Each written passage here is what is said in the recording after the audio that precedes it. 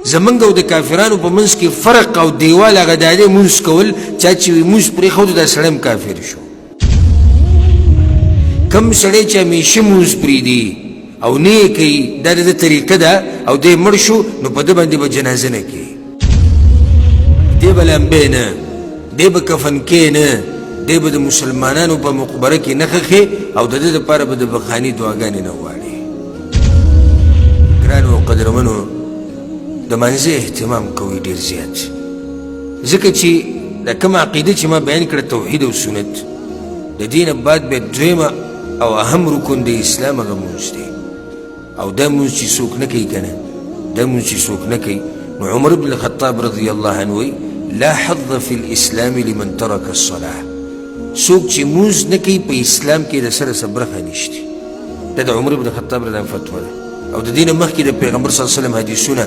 ویل العهد الذي بيننا وبينهم الصلاة فمن تركها فقد كفر. زمنګ او د کافرانو په منځ کې فرق او دیوال هغه د دې مونځ کول چا چې مونځ پرېښود دا سړی هم کافر شو.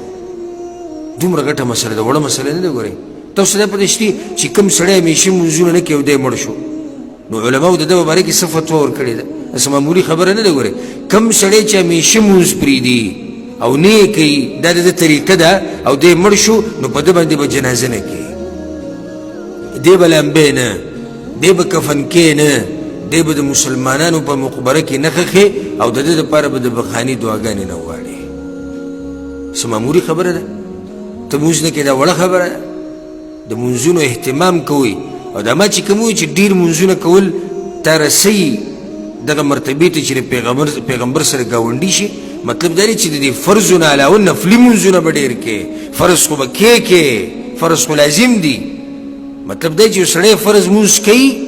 او د هغې سره سره نفلي مونځونه هم ډېر کوي. د فرض مانځ سره چې کوم سنت دي د شان تهجد کوي او دا پرېږدي نه په مخه یې کوي، دا سړی به پیغمبر صلی الله علیه وسلم سره جنت کې ګاونډي.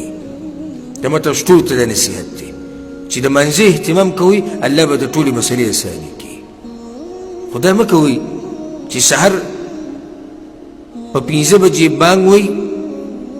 او تا پسې په 4 بجې ګاډی راځي او ټیکهدار راځي او کار له ځي او هغه مونځ پرېږدي ځکه چې دا 5 بجې دی. او کله بعض داسې کوي چې کله دا مونځ دی ډیوټۍ د دې ټیم نه مخکې نو بیا یې پرېږدي،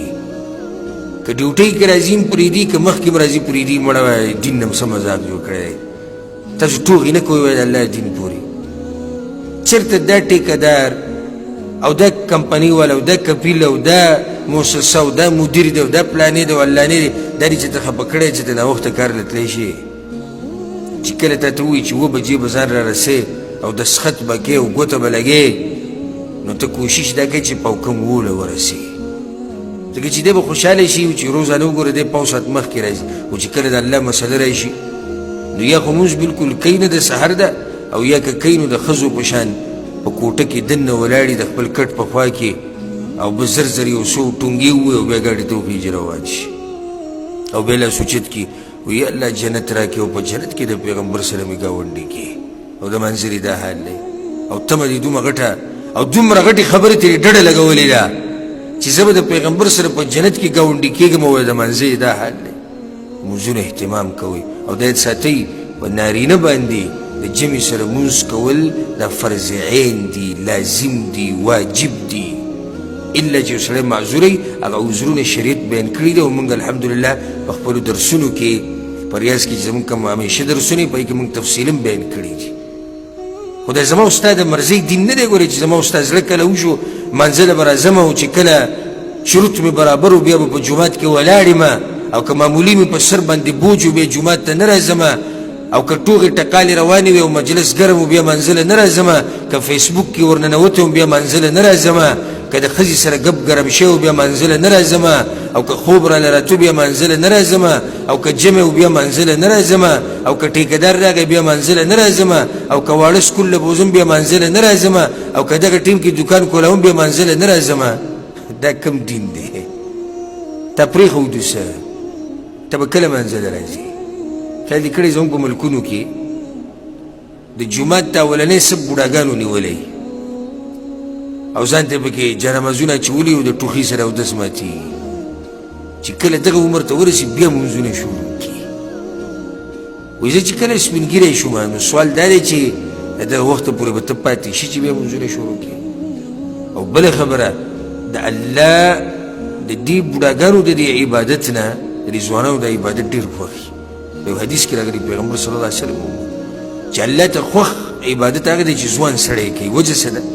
ځوان سړي شهوت ډېري، ځوان سړي ته د ګناه د کولو هغه لارې ډېرې میلاوي، طاقت ورسره وي. بوډا سره خو نه وي نو خو به لازم هلته کور کې تم خلک تنګ کړي، وي جومات ته راشړلی هلته پروت وي. خو سړی ځوان دی، شهوتي دی، ښایسي دی، زوري دی،